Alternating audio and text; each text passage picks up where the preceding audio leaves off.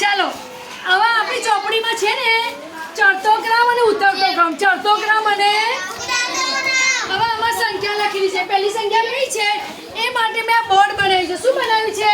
હવે આપણે સંખ્યા વાંચીએ. ચાલો આ કઈ સંખ્યા છે?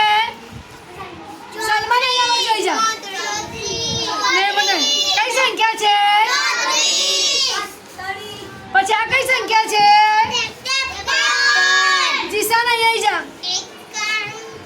પછી આ સંખ્યા પછી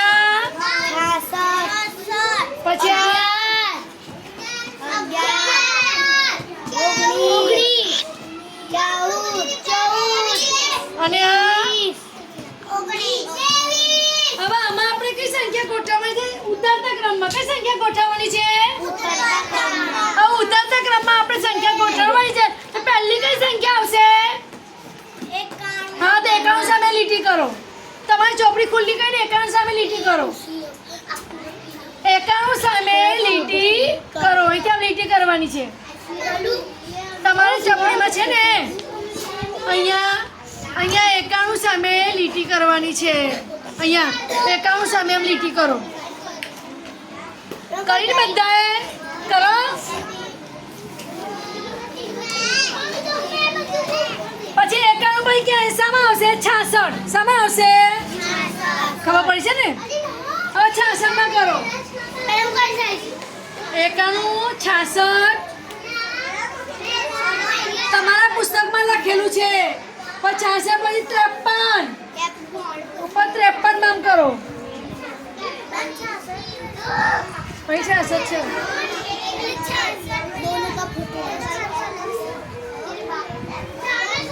પછી 66 છે. પછી 53 માં કરો. હવે 53 થી 34 માં આવો. 34 થી 23 માં. પછી 23 થી 19 માં. 19 થી 14 માં અને 14 થી 11 માં. એટલે આપણે મોટી નાની નાની નાની એમ સંખ્યા આપણે ગણીએ. જેમ આપણે સીડી ઉતારીએ એટલે ઉતરતા ક્રમમાં તે સંખ્યા થશે. એ સંખ્યા ઉતરતા ક્રમમાં થશે. હવે આપણી પાસે આવ્યું છે ચડતા ક્રમમાં. શું આવ્યું છે? ચડતા ક્રમ. જો અહીંયા ચડતા ક્રમમાં જોયું છે ને આમાં આવી સંખ્યા છે ને. હા, આમાં ચડતા ક્રમમાં એટલે પહેલા નાની સંખ્યા લેવાની. કઈ સંખ્યા લેવાની? ચાલો સંખ્યા વાંચીએ. ચલો આ કઈ સંખ્યા છે? બેસી જા. આ કઈ સંખ્યા છે? 58. કઈ સંખ્યા છે? 75. પછી આ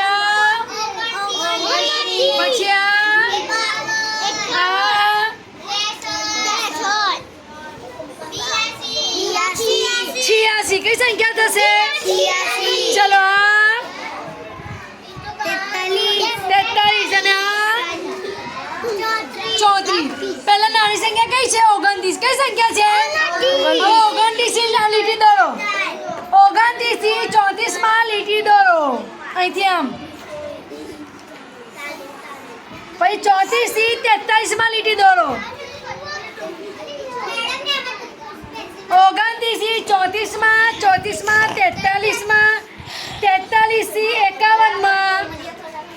51 થી 58 માં. 58 થી 63 માં. 63 થી 75 માં. 75 માં 86. પહેલા 29 પછી 34 પછી 43 પછી 51 પછી 58 પછી 63 પછી 75 પછી 86. હા, 5 અને છેલ્લે 86.